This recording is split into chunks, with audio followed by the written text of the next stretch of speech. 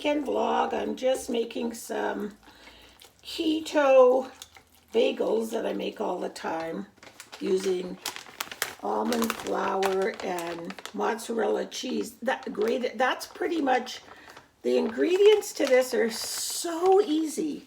I'm doubling it, but I'll give you the simple recipe. If you want a delicious bagel, I think I've told you guys this before, but it's worth repeating. I use 3 cups of grated mozzarella, 5 tablespoons of cream cheese. So I just use, the regular cream cheese, not the skinny one, the fat one, because on keto you're supposed to eat fat. And then you melt the cream cheese and the mozzarella in the microwave for a minute. Then you stir it, and then you melt it again for another minute. And then to that you add 2 eggs, and that's what I'm stirring right now because I'm doubling it, because I figured why just make 6 when I can make 12, right? So I'm doubling the recipe. Now, the dry ingredients are 2 cups of almond flour with 1 tablespoon of baking powder. Now, if you want a really yummy, savory bun, you can add a teaspoon of Italian seasoning and a teaspoon of garlic powder. I haven't done that in a long time because I've wanted them to be either a breakfast thing or a supper thing. So I just leave them plain. I don't add the additional spices anymore. They're just as good, but sometimes you don't want, like I want to toast it and have it for breakfast. I don't want the savoriness of it necessarily all the time, so I don't. And I've changed so much. They used to say put a hole in it and make it look like a bagel, but now I just shape them into like a hamburger bun kind of a look. Tastes the same. Great.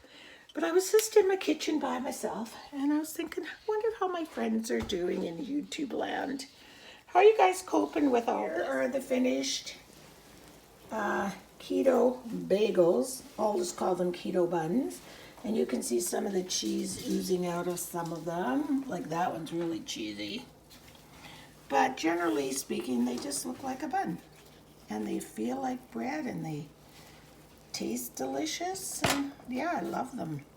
These are great hamburger buns, sandwich buns, because I don't put the holes in them, but you can. When you're baking them, if you just take your finger before you put it in the oven and just kind of spin around until it gets like the bagel hole or the back of a wooden spoon or something. So yeah. One of our neighbors across the street had a dead birch tree, and so Richard took it down for her. Her husband passed away. So Richard took the tree down, and then he did it in the fall just before winter, and so he dumped all the branches in our garden box here. But now it's time to garden. So what I've been doing all morning is making some kindling bundles. Can you see them? They're tied. And in here, and then pulling out the big branches, which are easier to transport. And we're almost down to the bottom.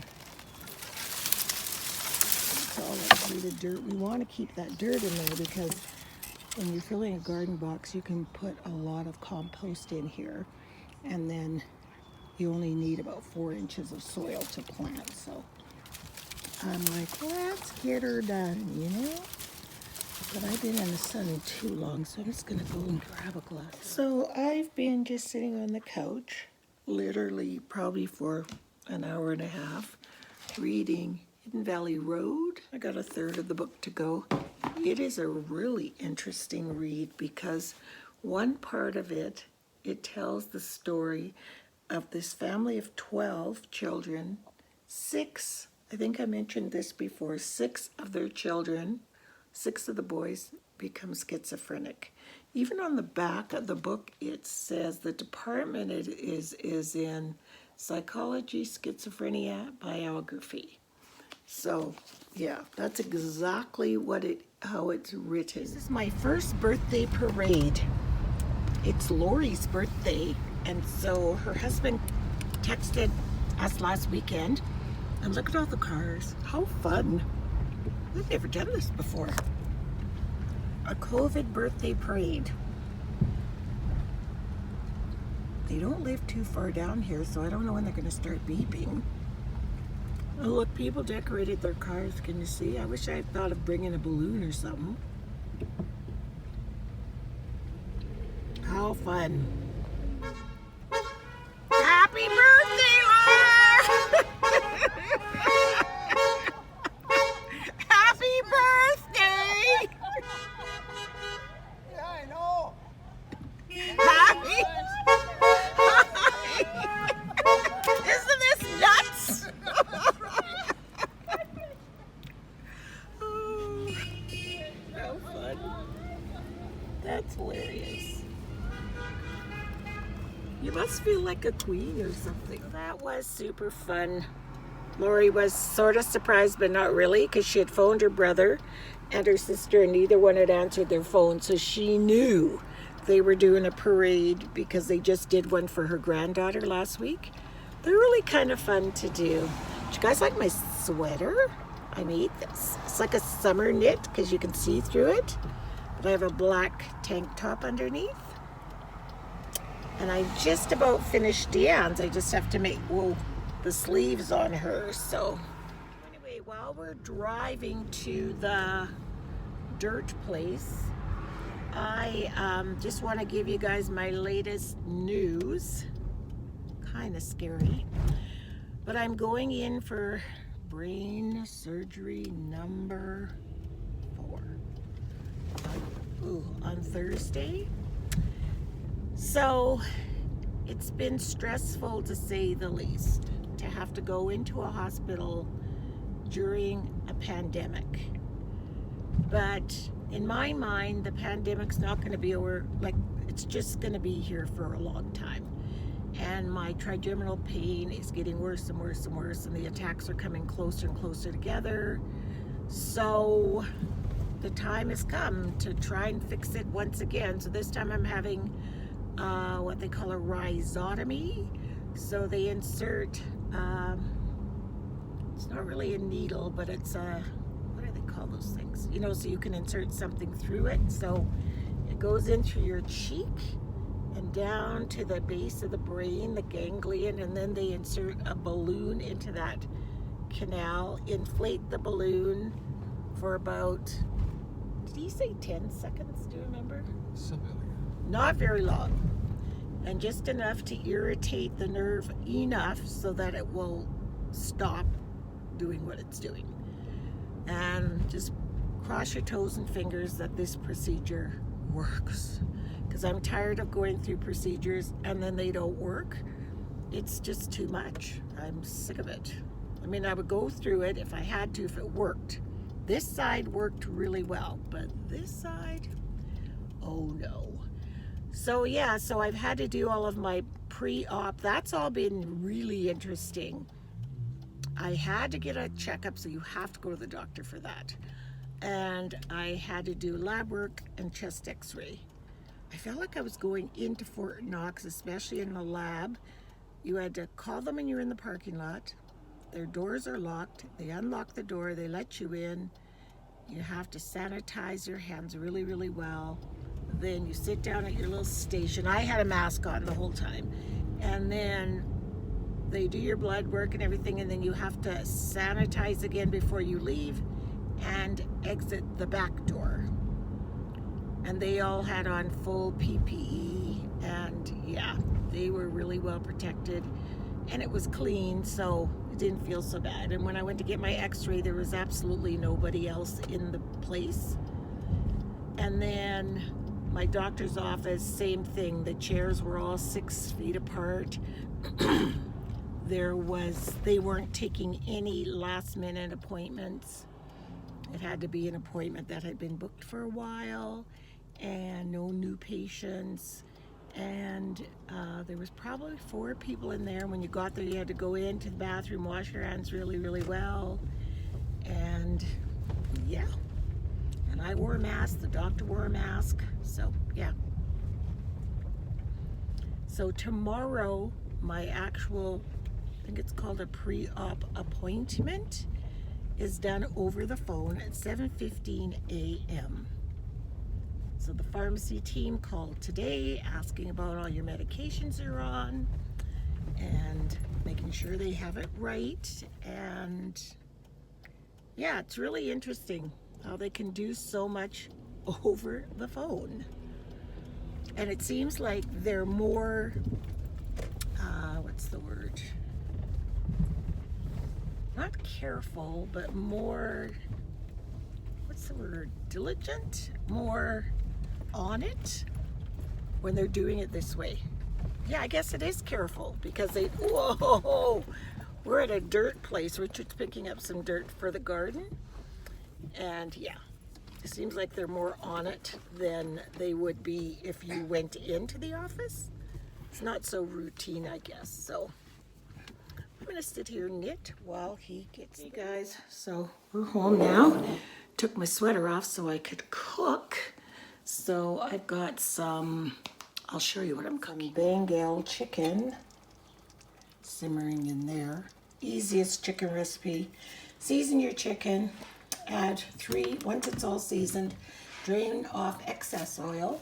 Add, I've got quite a bit of chicken in there. There's going to be 2 meals because I'm making one now and then making one for when I'm recovering from my surgery. So I'll put it in the freezer. Got my container all ready to go. So anyway, you add to this much, I added 3 cups of thick and chunky salsa. I always use mild in case whoever's eating it does not like spicy or even medium. 3 tablespoons of any kind of jam or jelly you have, and 3 tablespoons of a mild curry. And I always use Epicure. And then I just let it simmer and it smells. Can you see how the vegetables, when you use thick and chunky, it looks like you chopped up veggies? Easy peasy, let simmer. Some rice, some green beans with some bacon in it, and I made double the rice for Richard, and I'm gonna have cauliflower rice. Emptying the dishwasher, the timer went off for my focaccia bread, so I've got my cooking sheet, my baking sheet here. Sprinkle it with some cornmeal. They said to put oil down, but I don't think I need to because I'm using one of those sill mats, you know. Then you take your dough. Oh, it feels lovely. I'm using Epicure focaccia bread spices. But now it's called rosemary something spices because people use it on their potatoes more than they do the bread. So I'll move the phone down so you can see what I'm about to do. But I'm going to do the Italian way of just putting the fingerprints in the dough. Get it all out as far as you can. And then it's going to rest for 40 minutes. And I thought we could have that for supper, but it's already late. It's almost 7 p.m. I'm not hungry, but Richard might be when he gets in here. It'll be another good hour by the time this is baked. But I thought it would go really, really, really yummy with supper. So you just keep doing that, and then you push your fingerprints, and that's what gives the focaccia that really cool look. But they said to roll it, but I'm using my hands. See? It's almost there, you can see. I'm just pushing it like that. There, you can see it. So now you have to let it rise for 40 minutes. So our supper is finally ready. For my rice, I just heated up cauliflower rice in the microwave for 5 minutes. I added a teaspoon of coconut butter and some lemon pepper, and oh my goodness, this is so good. So that's my rice. Richard will have rice. Our beans are ready. Everything's ready. Did I make rice? I made it. Oh, you did? Yep. Oh, okay. And this is our meal for next week. So we have 2 meals. This bread is rising and it'll go in the oven in about half an hour, I think. And look at the focaccia bread. Doesn't that look good? So we can finally eat because it's all ready.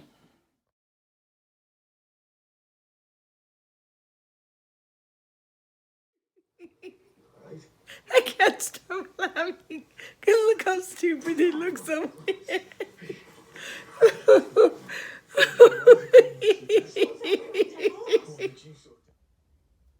I just came out to the art cabin. I had started this painting. It's kind of my expression of the COVID. So until I came out today, it was all white, and now it's I sprayed it with delusion spray. But see the lady with the mask, and then people 6 feet apart. There's 3 of them, and the birds were molded with blue paste, and then 3 and 20 March 2020, and yeah, that's as far as I've gotten so far.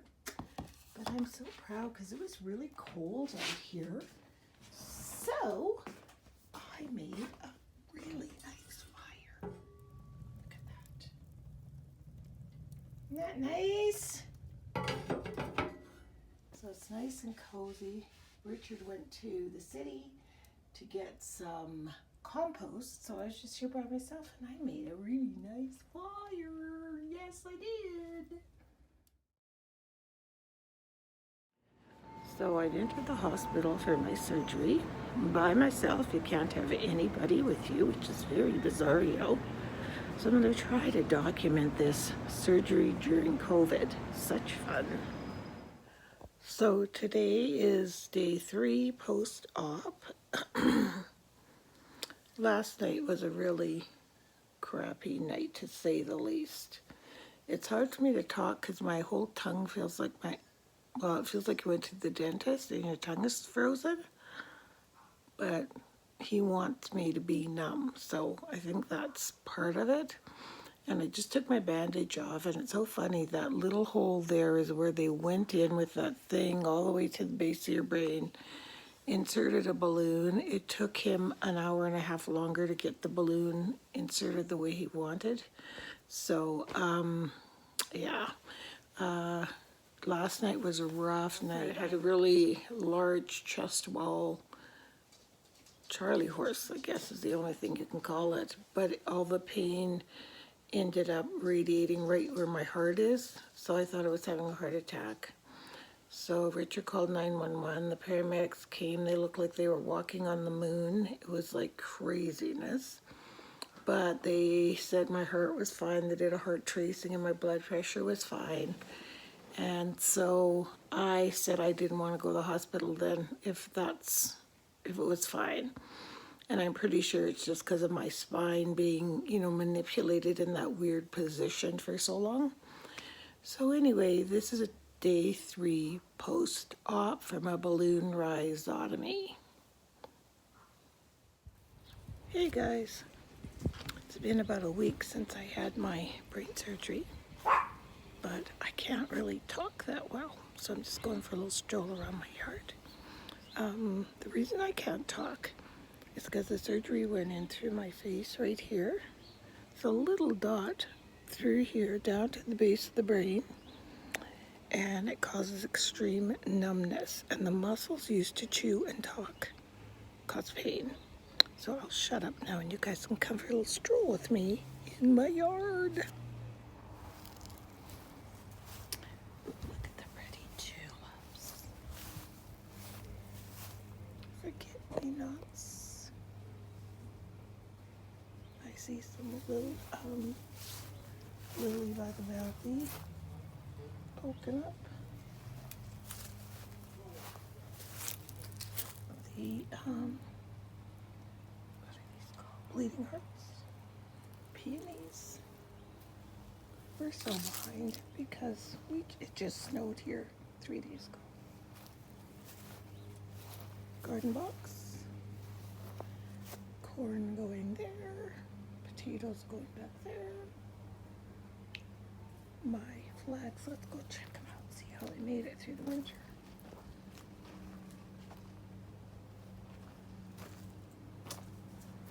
not bad. Wow. I can still read the words. Wow. Grounded, happiness, and what's this one? Wellness. Nice.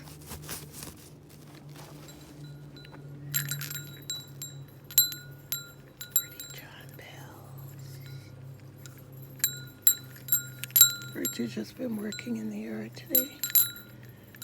Getting it back to, this is the view from here to the art cabin. See? And there's our new canoe.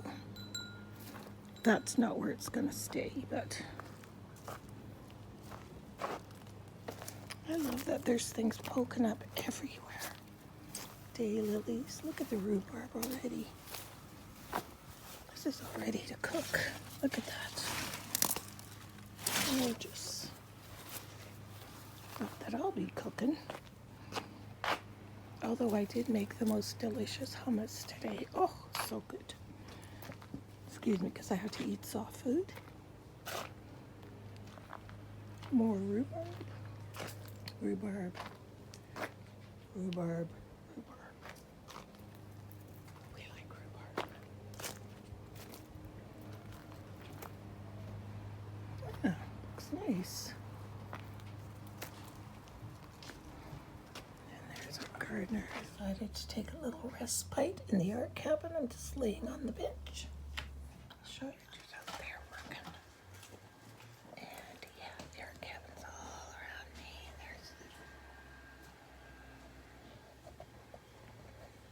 So I'm gonna read. This is really good. Really good. Where is it in her? She flew away. Indy and I are standing here. Say hi. Hi. And we're standing here. What are we looking at, Indy? Baby birds eat worms. Well, yeah, because the mommy brought some worms back, right? Yeah. Kind of cool. This is our birdie bed and breakfast. So I'm visiting with my little boys. Haven't seen them in months. Hi, Laura. Indy, say hi to Laura. Do you go to daycare anymore? No, because of the pandemic. Because of the what? Of the pandemic. The pandemic? What is a pandemic? It's just a pandemic. What happens in a pandemic? It's just a pandemic. It's just a pandemic? Does it make people sick? No. What happens during a pandemic? We don't go somewhere. That's right, we don't go places. No. How old are you, buddy? 3. 3. So while I wait for Richard to get his mask, the back of our car is a mess because we were hauling lumber because he's building garden boxes for people. But anyway, I just want to make a point. I'm very anxious about going out because of the COVID, and I'm also very anxious about going out during this unrest that's happening in the United States and actually all over the world. It's still hard for me to talk really well. And what I'm anxious about, or what's going to annoy me, is when I get the pity smile or the look, or, oh, you poor black people, you're going through so much, and we get it. And you know what? Either you are racist or you're doing something to stop racism. Because if you're sitting in a world of apathy, oh, I'm not a minority, so this isn't about me. I don't have to do anything. If you're sitting in that apathetic group, then you might as well be an oppressor, because these struggles are not going to be over unless all of us together fight for them. That's how I'm feeling. Edmonton. This doesn't stop at an invisible 49th parallel. You know, it's not like all of a sudden you walk over the border and it's just peace in heaven and everything's good. This is happening in our own country. Ever since George Floyd was killed, Jesse Lipscomb has been following the protests. Do I get it? I understand it. I wish it didn't have to go as far as it did in some cases, but I fully understand why that's happening. The why is what we need to focus to fix, so this doesn't happen? As an anti-racism advocate, Lipscomb says violence and racist acts are an issue here in Edmonton, even if the incidents aren't captured on camera. Because this is not just now for me. You know, this is all the time for me. This is just now for a lot of people who are seeing things like this for maybe the third or fourth time. So it hurts. It sucks to know how you're viewed in the eyes of a lot of people, not all people. Civil rights. Okay, I know you guys, it's been a minute since I've vlogged, but since my surgery, I haven't been able to talk very well, and it hurts me to do a whole lot of talking. Oh, look at that bunny over there. You probably can't see him. Running across right there. Right there. Anywho, I digress. But I'm going to close this vlog, but before I do, I want to show you our new project. Isn't she adorable? When she's done, she's going to be light blue, turquoise blue, and lime green across the bar, and all restored with a solar panel on the roof. And I love her, and she has brought me so much joy in my life just having her here and knowing I have something to look forward to, because it's been a really crappy past few weeks with all that's been going on in the world. The COVID, my surgery, Black Lives Matter. It's just been a lot to deal with, believe you me.